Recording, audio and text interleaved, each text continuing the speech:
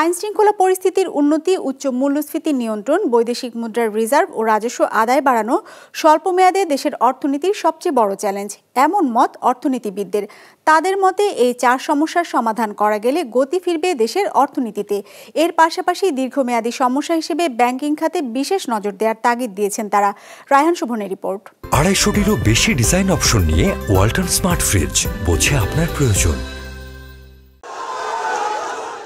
শেখ হাসিনা সরকারের পতনের পর ভেঙে পড়ে দেশের আইনশৃঙ্খলা পরিস্থিতি, যার প্রভাবে বিশৃঙ্খলা দেখা দেয় দেশের বিভিন্ন জায়গা আর প্রতিষ্ঠানে। কিছুটা শান্ত হলেও এখনও পুরোপুরি নিয়ন্ত্রণে আসেনি দেশের আইনশৃঙ্খলা পরিস্থিতি।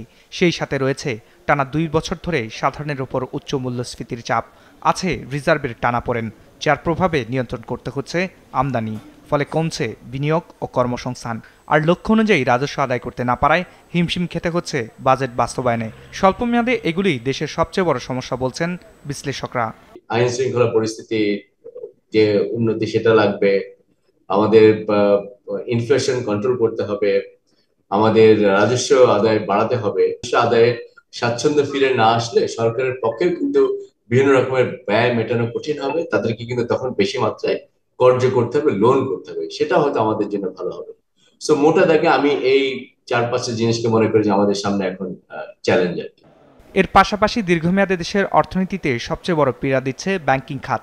কেননা বিগত সরকারের আমলে অস্বাভাবিক হারে বেড়েছে খেলাপি ঋণের পরিমাণ, পৌঁছেছে 2 লাখ কোটির ওপরে। পাচার হয়েছে প্রায় 12 লাখ কোটি টাকার মতো, যার প্রভাবে বেশ কিছু ব্যাংকে তৈরি হয়েছে তারল্য সংকট, যা আস্থাহীনতা তৈরি করেছে গ্রাহকদের মধ্যে। ইমিডিয়েটলি আমাদের এই আস্থাটা ফিরিয়ে আনতে হবে, যাতে লোকজন আর ভয় না পায়। কারণ আসলে ব্যাংকগুলোর তো অনেক কি বলে কুঋণ দেওয়া হয়েছে এবং এই টাকা পয়সাগুলো দেশ থেকে বেরিয়েও গেছে, এগুলো সবই সত্যি ব্যাপার। আমাদের ব্যাংকিং খাতের যে ডিসিপ্লিন সেটা কিন্তু ফিরিয়ে আনতে হবে। এই জন্যই ব্যাংকিং খাত সংস্কারের জন্য টাস্ক ফোর্স কিন্তু করা হয়েছে, তারাও কিন্তু কাজ করছে, কাজে এটাও প্রায়োরিটি একটা অংশ। তবে ব্যাংকিং সেক্টরের উন্নয়নে গঠিত টাস্ক ফোর্স অন্তর্বর্তী সরকারের নেওয়া নীতি কৌশলে সন্তুষ্ট দেশের অর্থনীতিবিদরা।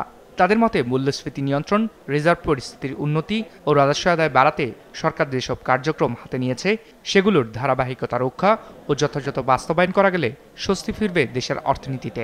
আগে একটা জিনিস ছিল যে প্রথম কথা ক্রেডিবিলিটি ছিল না, বিশ্বাসযোগ্যতা ছিল না। যে কথাটা বলা হচ্ছিল, যে নীতিগুলোর কথা বলা হচ্ছিল, সেই নীতিগুলো যথাযথভাবে বাস্তবায়ন করা হচ্ছিল।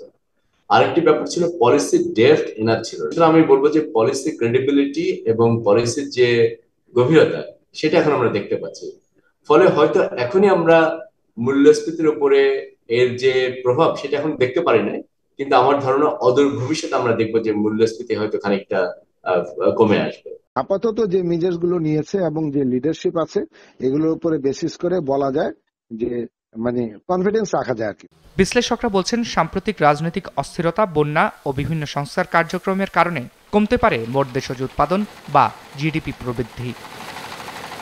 রায়হান শোভন, বিজনেস রিপোর্ট, মাছরাঙা টেলিভিশন।